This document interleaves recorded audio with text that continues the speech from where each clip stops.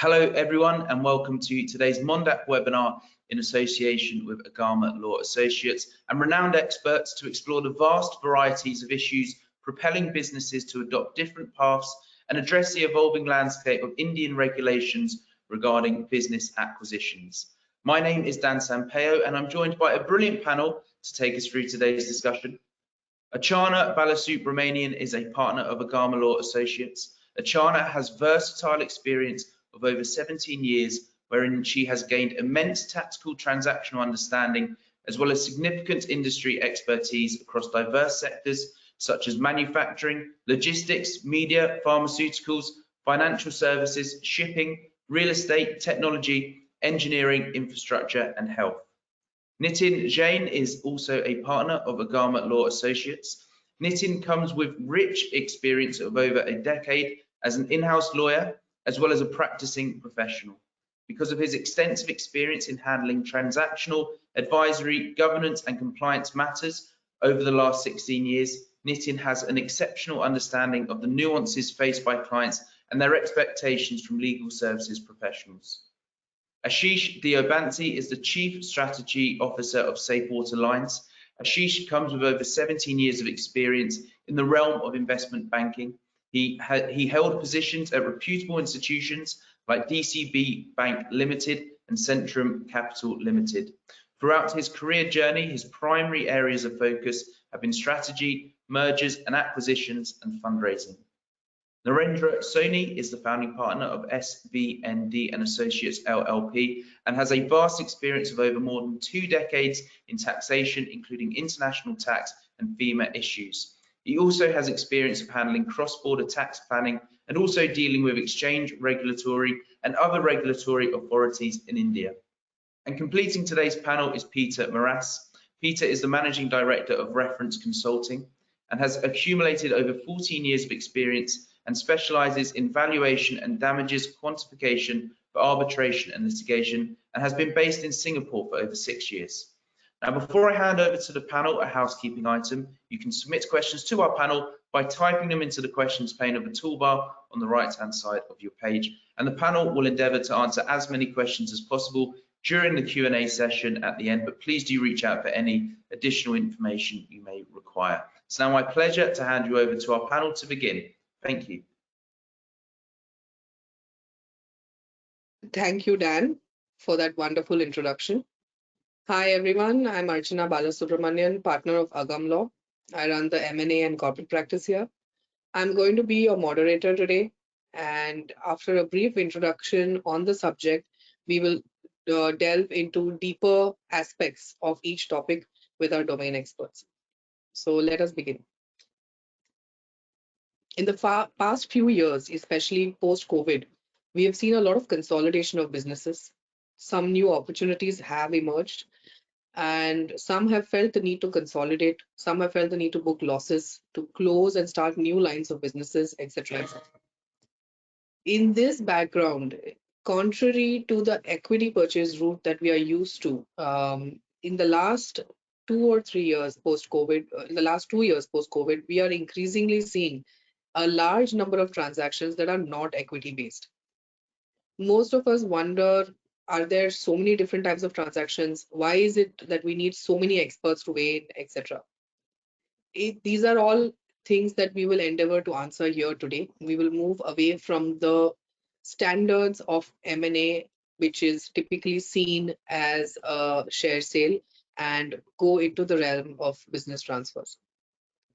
Practitioners in this field do develop, knowingly or unknowingly, a preference for one type of transaction or another. There's a certain method of how each transaction is conducted. That's what makes M&A practice so exciting for us. It is that not only are there so many different strategies to play with, but the system itself is so different for each transaction. Let's take an example of acquisition of an IT company, a company that's pure tech, versus an acquisition of a pharma company, which is heavily regulated. Each of these will have their own set of challenges.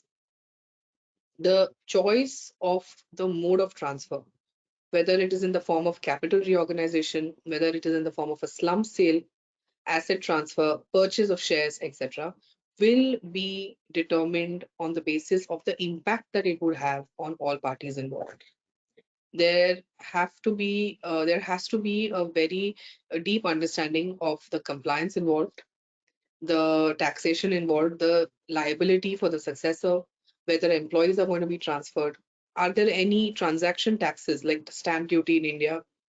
Time and effort for implementation, like if something requires a court process, it may take 6 to 9 months versus a contractual document taking 2 to 3 months to close. And of course, the commercials. Finalizing a structure that works and caters to the requirement of both the buyer and seller is often a challenge. They are sitting on opposite poles and may have entirely different considerations and may choose one over the other mode of acquisition. While M&A is synonymous with share purchase, we are going to not deal with share purchase today. We are going to deal with a business transaction, which basically we are going to see how the due diligence in both these are different. M&A requires exhaustive due diligence processes. Completion of the share sale has some statutory compliances, etc.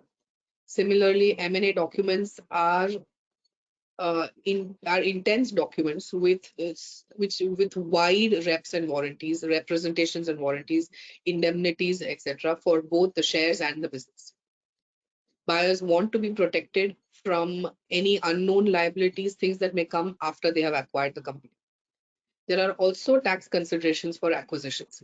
There may be some beneficial tax or financial considerations for a buyer, like set off of losses in future, etc., which should also be considered.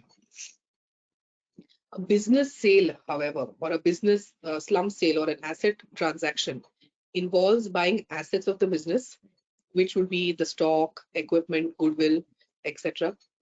Commonly, these assets are transferred to the buyer, including intellectual property, and in many cases, client contracts and vendor contracts. Sometimes these transactions involve consent of a third party and most often involve assignment of contracts with third parties. The nature of the business is what determines what the contours of the transaction is going to be. Assignment can get even more complicated, where in the Indian context you have registered documents. Then assignment will also need to be through a registered document. So these kind of considerations, whether additional stamp duty is payable, these kind of considerations will need to be taken into account at the time of determining which mode of transfer is better. The buyer in a business transaction, however, in a business purchase, however, is inherently exposed to lesser risks. This is because the liability of existing issues, which is of the company, which is maybe statutory non-payments of employee dues, etc., would continue to vest with the entity and will not move necessarily with the business. However, one needs to weigh very carefully that there may be a risk of continuity, in the sense that not all these transactions, which are not all the contracts, not all the properties that are sought to be acquired, can be easily transferred. There may be fetters.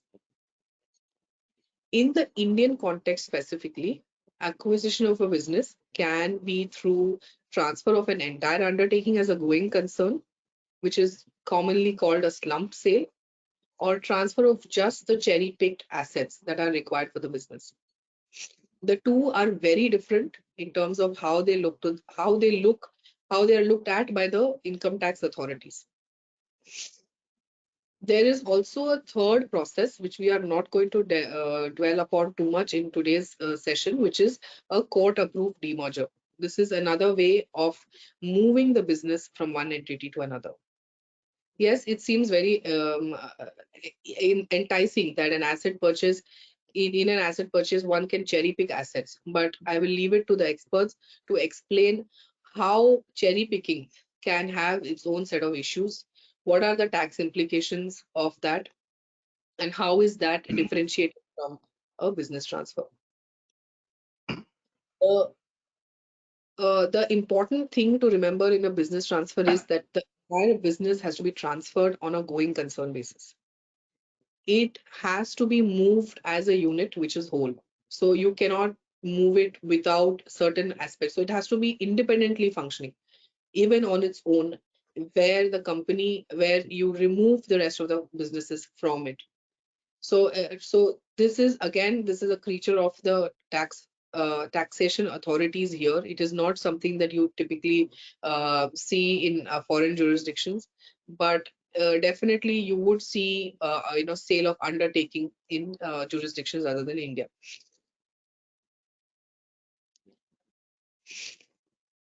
The other important thing that generally is considered while determining the mode of transfer is what kind of regulatory approvals does it trigger. For example, a business transfer would also trigger approval from the Competition Commission of India if it qualifies as a combination. If the target or the acquired undertaking exceeds certain thresholds, after the combination is concluded, what is the turnover or what is the asset threshold of that entity, all of these factors determine whether or not a competition in notification to Competition Commission needs to be made. So this is in India. There may be similar regulatory issues outside India. There are other similar entities outside India. So competition is one of them. The other approval typically that's needed where a foreign investor is involved would be in the case of will be from say an from RBI, or in a foreign jurisdiction from the financial authority there. So these are some approvals that may be needed. Other very important aspect of business transfers is in the concept of non-compete. Now, having palmed off the business, are promoters still going to be subjected to that non-compete? Now, non-compete is not just a legal concept in the business transfer parlance. Non-compete from the legal perspective definitely is important. We would make sure that there are enough clauses, etc., included into the agreement. We will try to define what the business is, what the residual undertaking can do, and all of that. However, non-compete is a very important part of calculation of the valuation of goodwill. It can be used to set a premium for these transactions, premium in terms of sale price. Our panel will be discussing these points as well. The third aspect which needs to be considered is the ease of novation. Typically, in business transfers, one of the considerations that legal professionals have is the ease of novation, because if you are contracting with a government entity, if your bulk of your contracts are with government entities, novation may be next to impossible. Then in that case, will a business transaction work? Or if you have client contracts which are not entirely favorable, do you really want to novate into those agreements? These are the kind of considerations that buyers have, and therefore diligence, while may not be as extensive as for a share sale transaction, would be required even in these scenarios. Sometimes you may have pre-transactional requirements. So what are these requirements? Again, will be determined by your legal experts, your financial experts. Are any approvals required from any authorities? Are any approvals or no objections required from your key clients or customers to whom you're providing services? In some cases where we have seen that where there are key vendors, there's a singular vendor providing all the services, the approval of that vendor becomes quintessential for the transaction to move forward. Similarly, do we transfer employees or not? How do we transfer employees? Do they resign in one company, join another? What happens to their statutory dues? How will those move? All of this is dependent on the jurisdiction of the transfer. Therefore, these considerations are to be taken into account prior to engaging into the documentation. It's also important to be remembered that while employees may be important from the perspective of that undertaking to function, it is a very personal contract. Employees cannot be forced to join the purchasing company. Similarly, where the business is primarily based on the workforce, and the non-joining of employees can be made conditional, price adjustments can be imposed, and thresholds can be fixed for the same. And this again would be a consideration in the documentation. So therefore, as you can see, there are a lot of circumstances that need to be taken into account, a lot of criteria to decide what is the best structure for you. Again, it depends on whether you are the buyer or the seller, whether these criteria are legal, financial, or business related. Given this backdrop, the panel today is going to give you a perspective of the deal maker, the taxation expert, the valuation expert, and the legal expert, who will each, through their unique experiences, string together broad perspectives for acquisitions to be kept in mind by businesses and their legal team. To start off the panel discussion, I've written down a few questions. So I think this is for the panel. Narendra, you can start with the question, and then we can move forward. What would you say are the qualitative or subjective differences between a traditional transaction through an acquisition of shares versus just acquiring assets or the business? Is there a difference in the outcome for the parties involved? Right. So if you look at historically, as you rightly mentioned earlier, the transaction used to happen through sale of shares, which means that the acquirer used to acquire a company. Okay, they used to acquire a company. Increasingly, people, buyers are not interested in the entire businesses. They are not interested in that. Plus, they believe that they don't know what is there in the company. Are there any legal risks which are there, which is not clearly visible? So they have a lot of consideration before they decide what they want to do. If they are only interested in a particular asset, say for example, if it's a technology company and it has got different products, one is a CRM product, another is a designing product. So if they are only interested in one product, so they are not interested in buying the entire company. So they would rather focus on buying a particular product which they are more interested in. If they are more interested in customer contracts or the team which is there, so the way the business is being done, the way the business has been acquired, the interest has changed. Accordingly, the business dynamics and the M&A transactions have also changed. And therefore, while if you are interested in an entire company, a brand or a goodwill, which has got a history, and you would want to continue with that legacy, then you would want to acquire a company through a share acquisition. But if you are interested in a particular asset, then maybe you want to look at a different model, which is a slump sale or a asset acquisition model. That's the difference, I would say, qualitative difference today. Sure. Thanks for that insight, Narendra. Ashish, you've been at the helm of things. You often initiate these transactions.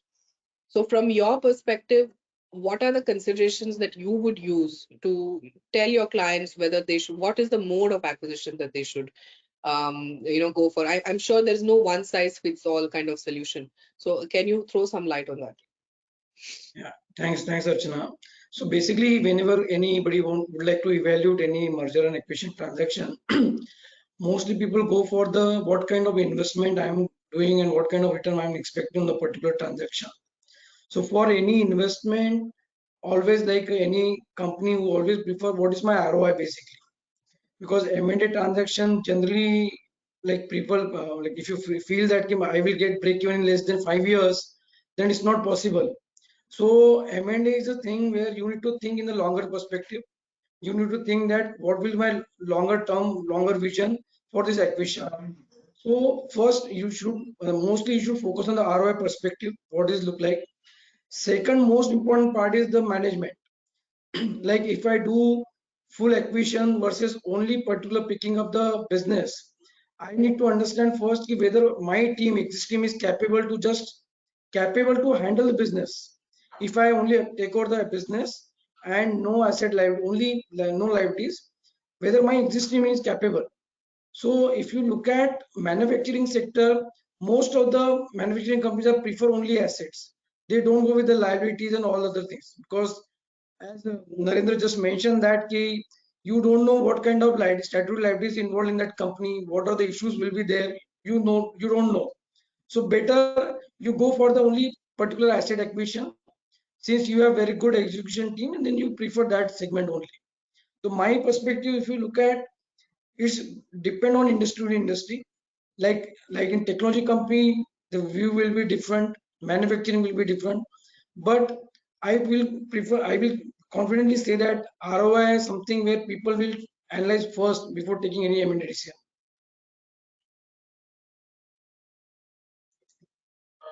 Okay, that's an interesting perspective, Ashish. So, Nitin, for you as a legal person who comes in with the documentation, the negotiation, and the diligence, you have seen both types of transactions. So, how would you differentiate between documentation process or the process of execution of a share sale versus a business transfer transaction? So as far as the documentation part is concerned, yes, the documentation for business transfer and asset transfer is heavily negotiated between the parties in vis-a-vis comparison to the share purchase transaction. And more so ever that once the transaction is being executed, the challenges comes in completion of certain conditions which are mentioned in these transactions, and sometimes the entire exercise between the signing and the closing becomes the extremely key and intrinsic to the transaction. So one needs to really be very careful to handhold the transaction not only at the signing stage but up to the completion stage, and subsequently conditions subsequents need to be looked into very carefully. Otherwise those conditions sometimes become a deal breaker. So it is very important one to really look at the document not from the only signing perspective but to really implementation perspective. I think that's right, Nitin. And would you say that the business transfer agreements are in that sense less complex, or would you say they are more complex because there's a lot of taxation issues that need to be taken into account and it's a kind of a combined effort in that sense? So business transfer versus merger basically. So business transfer are time saving, and today everybody wants to execute the deal at the fastest pace possible.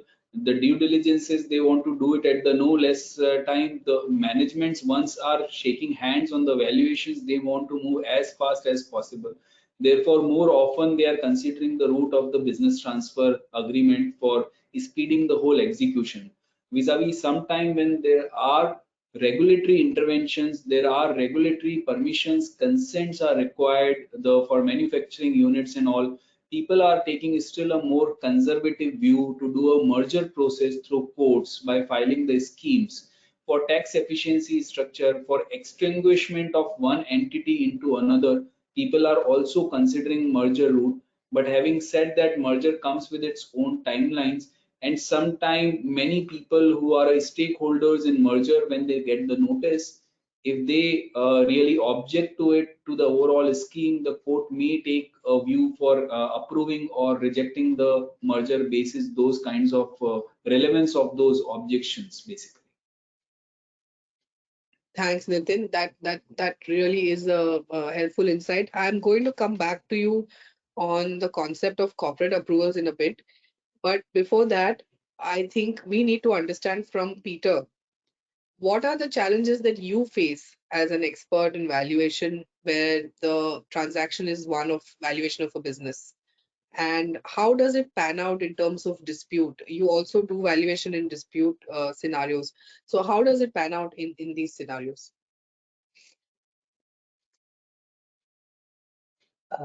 Thanks for that. Well, as a general observation, with share valuations, the challenges generally lie in ensuring that a comprehensive picture of the company is obtained. This includes not only all assets and liabilities recorded in the financial statements, but also contingent assets and liabilities and intellectual property, which might not be recorded or disclosed. And also, because we're interested in valuing the shares, you also need to understand the shareholding and the power dynamics involved if there's less than 100% control that we're valuing. And this also might involve the consideration of minority discounts, particularly in valuing a minority parcel, and our valuation benchmarks or our valuation methodology is giving us the 100% control value of the company. Whereas for asset and business valuations, we are particularly concerned about understanding both the form and the substance of the actual transaction, and what is it that's being transferred and what's not being transferred, and how will those carved out assets hypothetically operate together if we're taking a subset of the whole. So the challenges here might be understanding to what extent the goodwill from the existing business has been transferred or not in these situations. And also for intangible asset valuations, they could be even more challenging due to predominantly lack of comparable companies or lack of comparable intangible assets. And also untangling the value attributable to very specific intangible assets from the general goodwill can also be quite of a challenge. There are also some potential technical issues, such as trapped capital gains tax when you're valuing a company which holds assets that have been around for quite a long time. And these issues would generally not come up in valuing a standalone asset. However, as an overarching point, in both cases, instructions to the valuer are so crucial. This applies upfront at deal making, for valuation for regulatory purposes, but also the disputes context where I focus my practice. So quite often where there are post-acquisition disputes arising as a result of valuation issues, the parties are actually differing on the instructions they provide to the valuation expert rather than on technical valuation points. So, so it's so important that the instructions that you are giving are fit for purpose. And by that, I mean time is taken up front to ensure,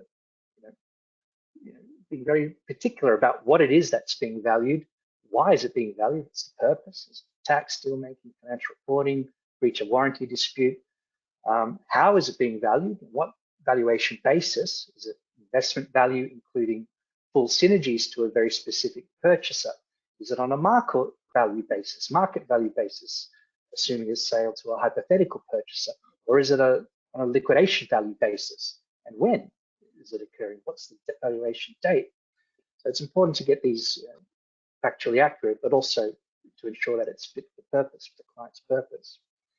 And this step often can sometimes frustrate clients, and it can sometimes be challenging for everyone to be on the same page, but in my mind, it certainly saves time and pain later on. So basically, it's a bit of menu planning and grocery shopping before the valuer gets to work. In an international context, in particular, this step can also help flush out where some assumptions between the parties are at cross purposes. For example, you might have difference in accounting standards, IFRS versus GAAP, or even differences in revenue recognition policies.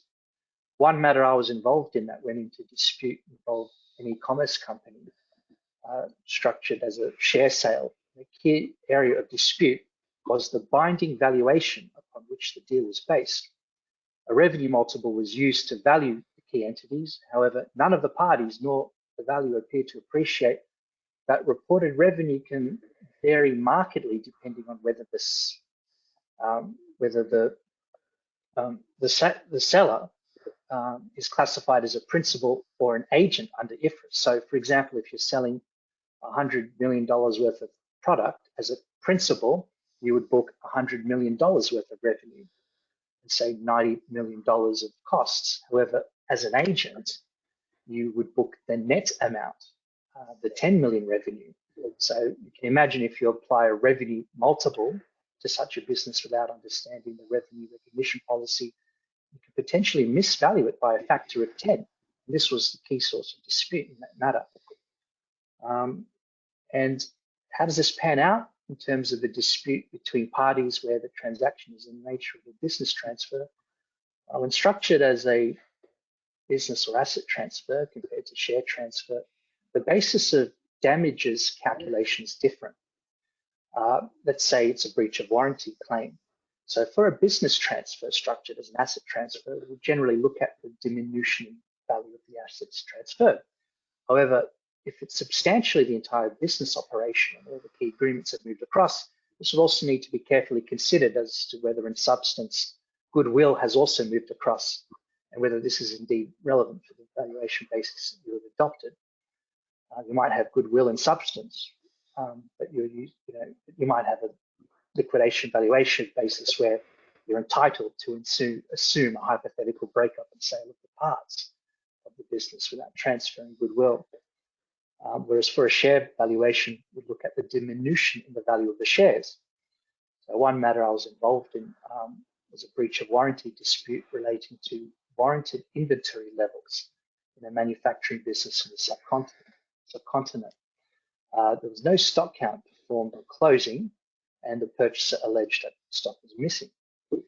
This was structured as a share sale. However, the accountant on the other side was valuing the stock levels at 100% of their market value and calculated the loss in the stock levels based on their standalone market value.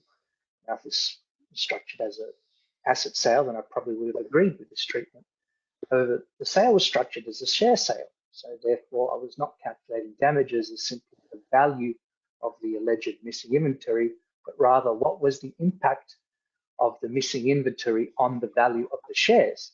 As this was a loss-making business whose shares were purchased for less than book value, because there was evidence of financial distress and imminent insolvency, it was my view that the diminution in value of the shares was less than 100% of market value, because effectively the creditors had a claim on the inventory. However, ordinarily you would expect the value of 100% of the shares of an operating business to exceed the sum of its parts and contain an element of goodwill. So in these situations, you might need to look at the impact on the business from the reduced inventory levels. For example, with the missing sales that would have occurred but for the missing inventory. And therefore, the impact on the business might be greater than simply the impact of a fallen inventory. So put simply, where there's more goodwill, there's more loss that can be suffered by the purchaser. Understood. I think that's a very overarching description you have provided, Peter. And I think what you make is a very good point. There's a lot of homework for clients where they have to provide the right inputs for valuation and all these considerations, and because we can see how they pan out in case of a dispute. So just connected to this, Narendra, I'm going to come to you with the concept of cost of acquisition in India. So valuation is one thing, but there is the concept of cost of acquisition. How is it determined? How do you, what is your advice for people who want to charge a non-compete fee or a premium, and how will that work out in case of any kind of future sale of assets? So cost of acquisition that way is not very complicated in that sense. Suppose if there is a buyer and willing seller, and if they agree on a price to buy and sell. So suppose if I am owning a real estate which somebody is interested, and I decide to sell that real estate at say 100 crores, then that becomes the sale price for the seller and cost price for the buyer. Now, obviously, buyer may pay some stamp duty also, some other cost also. So his cost of acquisition will be the overall cost which is paid to the buyer, as well as to any statutory authorities for acquisition of assets. You can also increase if the suppose if there is a broker involved, the cost of the broker. So any cost which is incurred to acquire the asset becomes the cost of acquisition. Now, non-compete is basically, obviously, if you're buying a business and if you believe that you want the existing promoters of the business to not continue with that business for next few years, that's where non-compete comes into picture based on their experience and expertise. Now, from a tax perspective also, from a seller and buyer perspective, from a seller perspective, earlier, whether this non-compete, what I receive, is it taxable or not, whether it is a capital receipt or revenue receipt, there was always a litigation before 2017 probably, where if there were a lot of judgments which would have said if it is below 3 years or below 1-2 years, then we would treat it as a revenue receipt, and above 3 years, then it should be a capital receipt. Then came an amendment somewhere in 2017, I think, where the concept of non-compete taxable as a business income came into picture. Again, that definition is slightly ambiguous. It says that if you give a right to stop any activity of a business and you get a non-compete for it, or if you not transfer your know-how to anyone else. So if there are certain conditions, if you match those conditions, then it is treated as a business income in the hands of the recipient. Whereas if non-compete is towards transferring of any rights of an asset, again it could be a capital gains actually. So how you structure, what are the deal mechanics, what exactly you want to put it, because the moment you treat it as business income, there could be GST implications. You will have to charge a GST also. So, and from a buyer perspective, again, whether it is a capital receipt, whether it's a cost or whether it is an intangible, whether they need to spread out over a period depreciation. So there are certain challenges. So non-compete eventually has moved a lot, right from whether taxable or not. Now it is moved to whether it is a business receipt or a capital receipt, capital gains. So that's the space it has moved, you can say. Okay. That's interesting to note. Ashish, how would you look at a deal where the promoters can be in potential conflict or potential non-compete situations with the buyer? How do you advise in those cases? Generally, when we try to execute any transaction, especially it's a technology based where there are some processes are involved, the manufacturing sector is involved, and promoters' involvement is very important. So generally, we force them to sign non-compete clause at least for 5 years. But when the valuation come in the picture, we work out the certain consideration for that non-compete clause as well. For example, let's say I have assigned 100 rupees or let's say $100 for overall company. But since I am signing asking for non-compete clause and the seller actually wants some consideration for that. So we work out certain numbers based on the profitability of the company or gross margin of the company. So we can give him in two perspective. One is the royalty kind of thing. It was if I do X production amount, then I will per kg this much amount is a royalty, or as a lump sum amount every year I will pay you, let's say $1,000. So I will say that when the non-compete clause come in the case of the manufacturing unit, there is a special value to be assigned for the non-compete clause, and especially in technology companies or let's say in manufacturing, this is very important.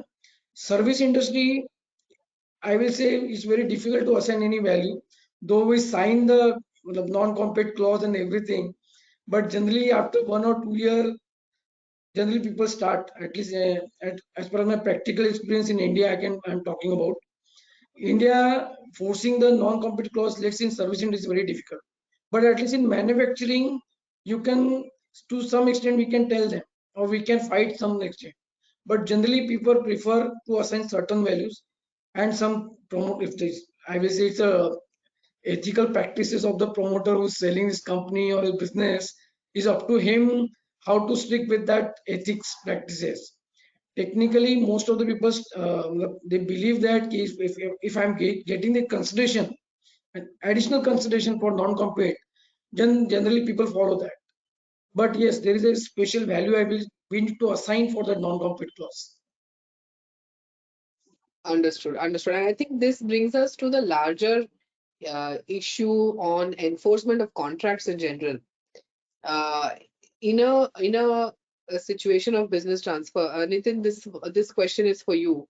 You would have seen a lot of movement and reorganization of very large enterprises, and in that, what would you say are the challenges in terms of enforcement of contracts or transfer of statutory licenses?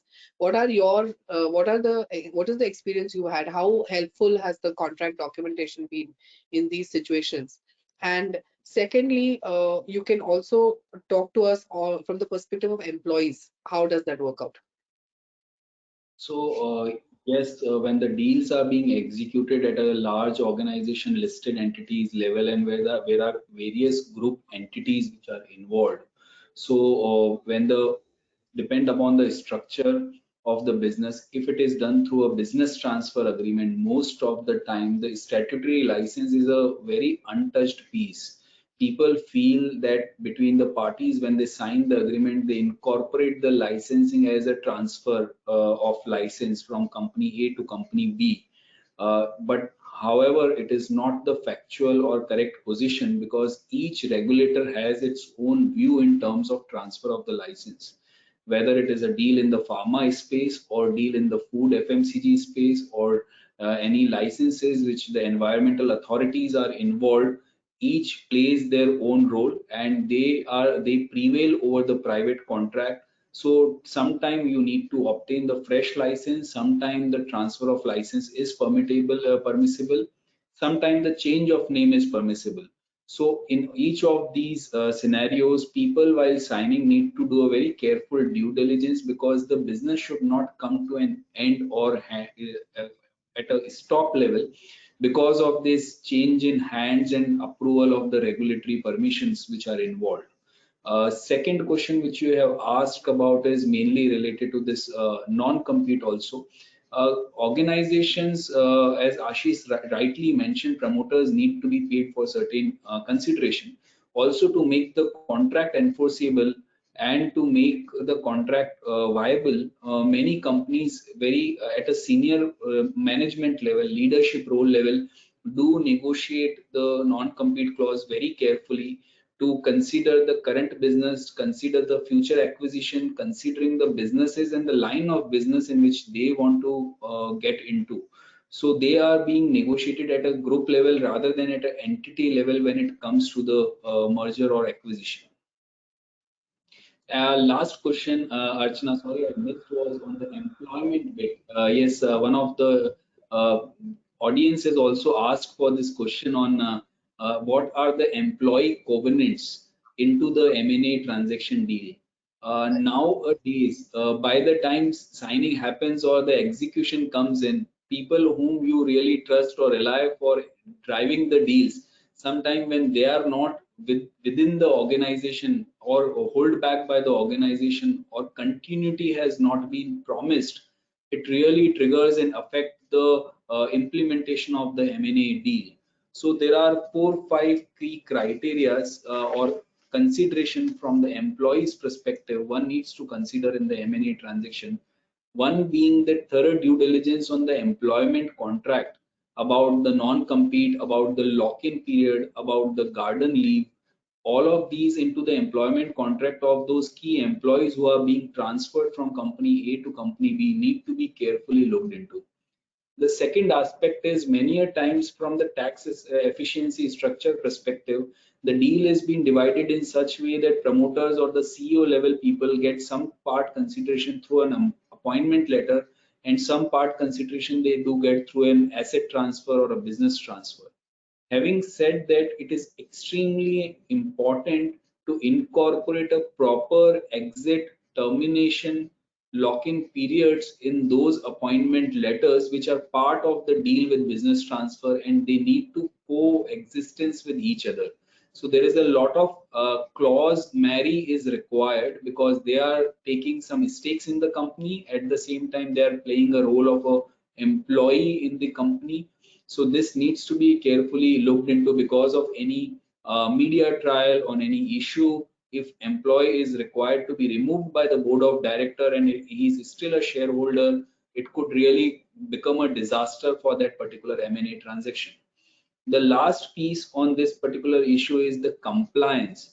For employees in India, the employment laws are very penalty heavy, very regulation heavy in terms of senior officials. Board of directors are responsible for the compliances. So all the compliances need to be carefully checked before entering into the M&A deal and transaction, and to ensure the swift compliance transition from company A to company B.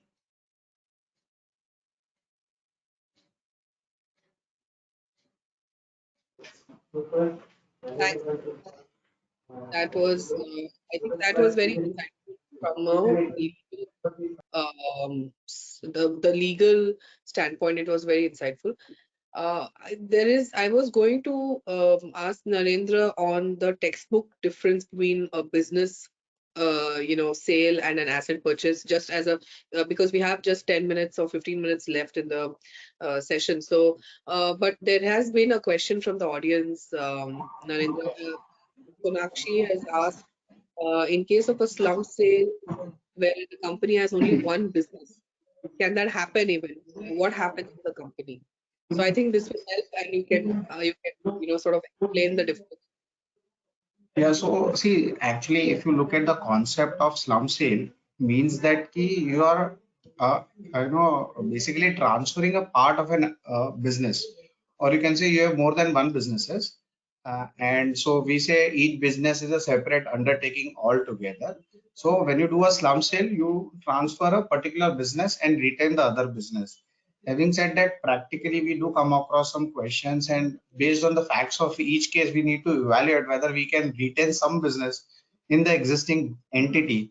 Where you say, this is a separate vertical. Maybe you do a small sale or some transaction, you do a planning before that, so that you try to create that this is a structure. There was a separate business, this is a separate business, and we are transferring one undertaking. So we'll have to plan around, but practically, if you look at from a concept perspective, when it always came that you are transferring one undertaking from an existing business where it has got multiple undertakings. So the presumption is that there should be an entity or an undertaking which is left behind. You are not taking Ideally, everything yes. out. Yes. Okay, perfect. Any other distinction between this from the perspective of how the consideration is to flow, or any other thoughts you have on the textbook definition, just differentiation between So if you look at okay, let's take an example. What's the difference between an asset sale or a slum sale? Basically, asset sale, what you do, you identify an asset and you transfer that asset, and there is a consideration which is identified to each asset. Suppose if there are three assets identified, you'll identify a separate consideration for each of these three assets. But when you do a slum sale, what you do is you are transferring a business or an undertaking all together, and you agree on a lump sum price.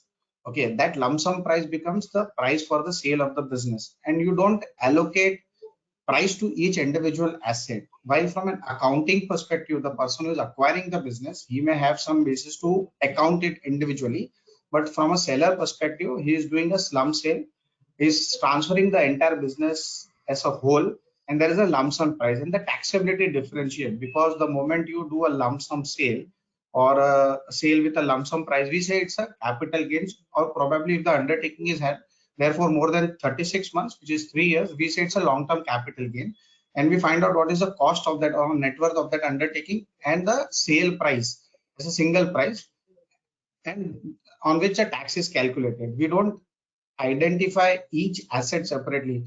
Also, there could be some GST implications also. The moment you say it's a slum sale, we could take a view that no, because the business is transferred as a going concern, there is no GST on it. Whereas if you do an asset sale, there could be GST implication, because so that also matters. Basically, the taxability matters. If you do an asset sale, if it is a depreciable asset, then probably taxability could be different. It could be a short-term capital gain also, depending on a block of asset concept income. So taxability differs, and the business differs. So you can say a lump sum price is a slump sale.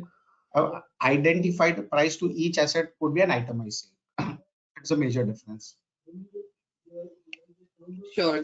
Thanks for that input. Ashish, there has been a question on what is the kind of multiple that people are willing to pay, etc. So I think building on that question from the audience, and building on that question, I would want to understand from you as to how do you decide that this is a good price? I know we spoke of the ROI, etc., but how do you tell your clients, yes, this is a good price, at this price you're able, you can buy the assets, or you can buy the business.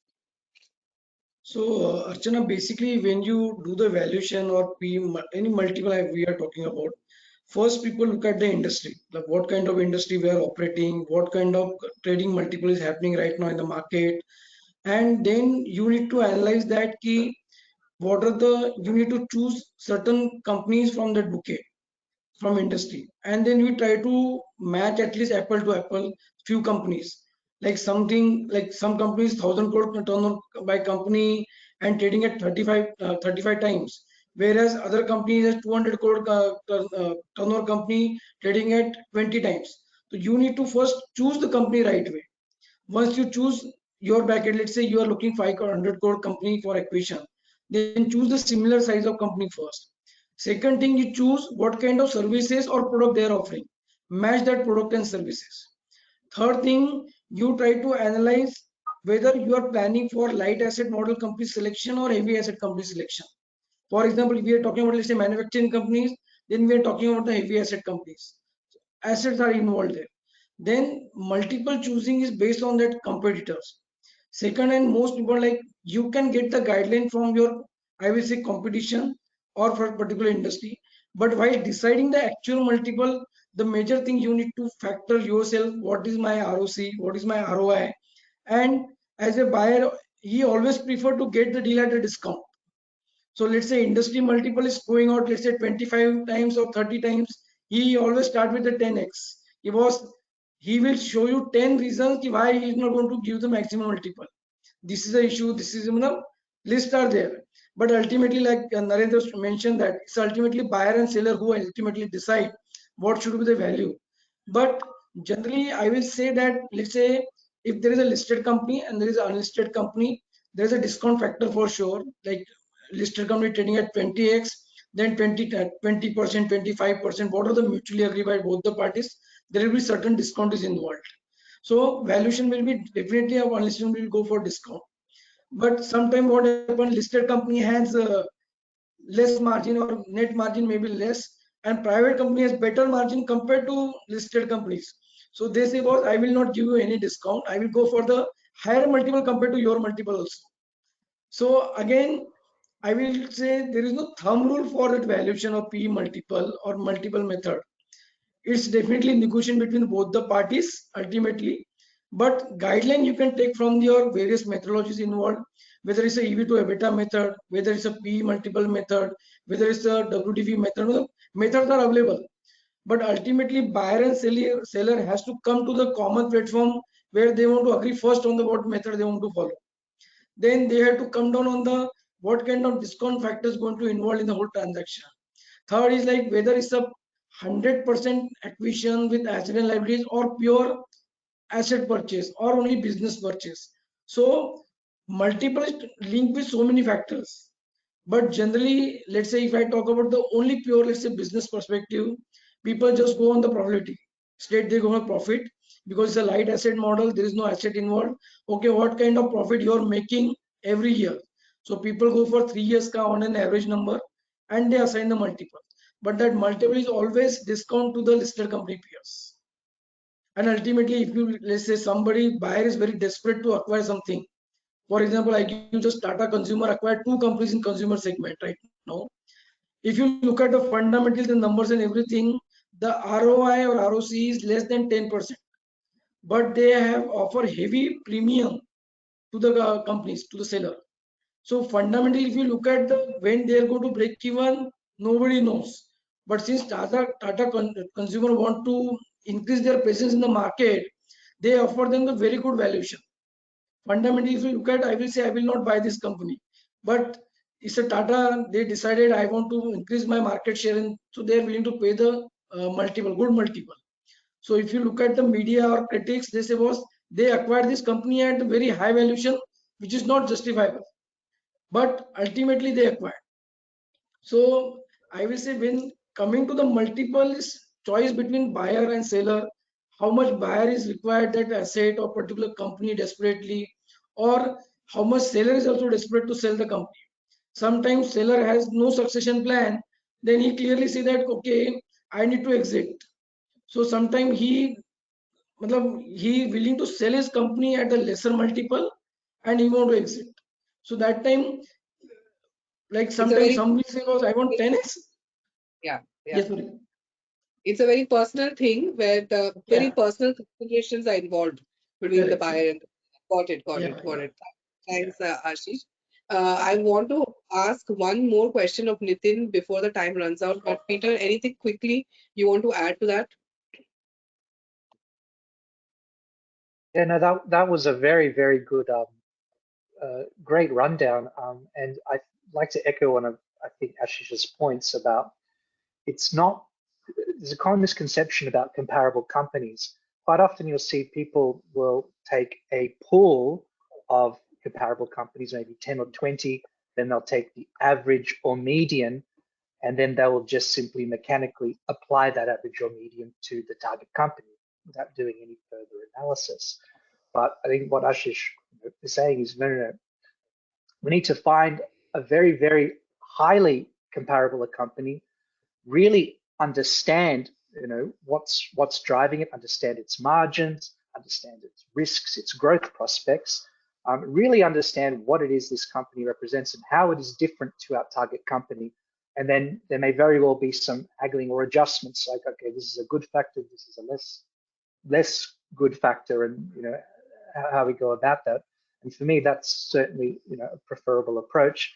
And I think the other point that Ashish made was about there being a discount for private companies compared to listed companies. And really, the simple explanation is that, well, if you are a private company, you want to list, you have to incur listing costs. So that generally can explain the difference between the two. Got it. Thanks for that quick one, Peter. Nitin, there is a question from the audience on how lease contracts are transferred in the case of a business acquisition. I want to build on that. Can you spend maybe 2 minutes? I think we are running out of time, but can you spend 2 minutes on how registered agreements are dealt with in the Indian context in a business transaction, in a business acquisition scenario?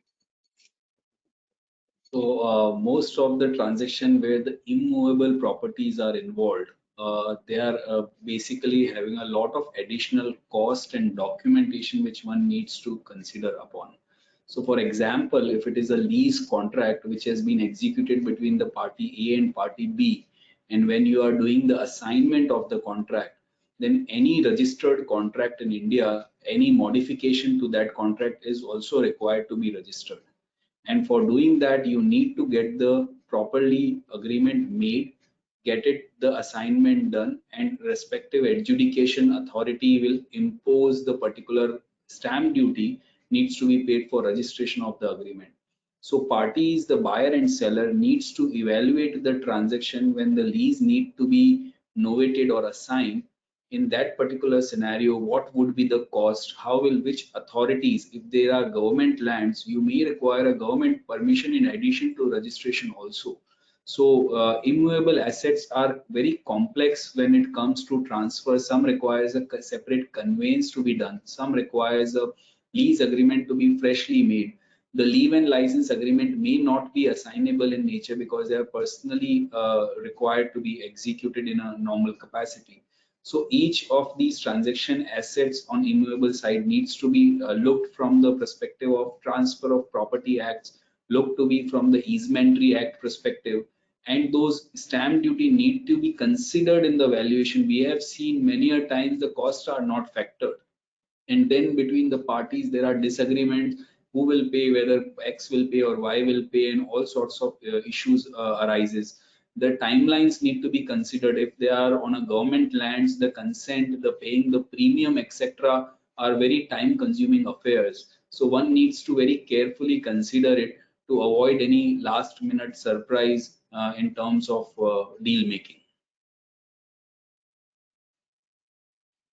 Okay, okay, thanks for that, Nitin. And just to sort of sum up, these are complex transactions. Each jurisdiction will have its own issues. India, of course, we have multiple issues. So a lot is hinged on valuation, a lot is hinged on the taxation aspects, and a lot of support is required from the guys doing the documentation. And lastly, there are people like Ashish who are going to be witnessing the transaction from start to end, and their advice, their input is quite important from a strategic perspective. So it's a melee of all of these practices. So I think that should sum up our discussion today.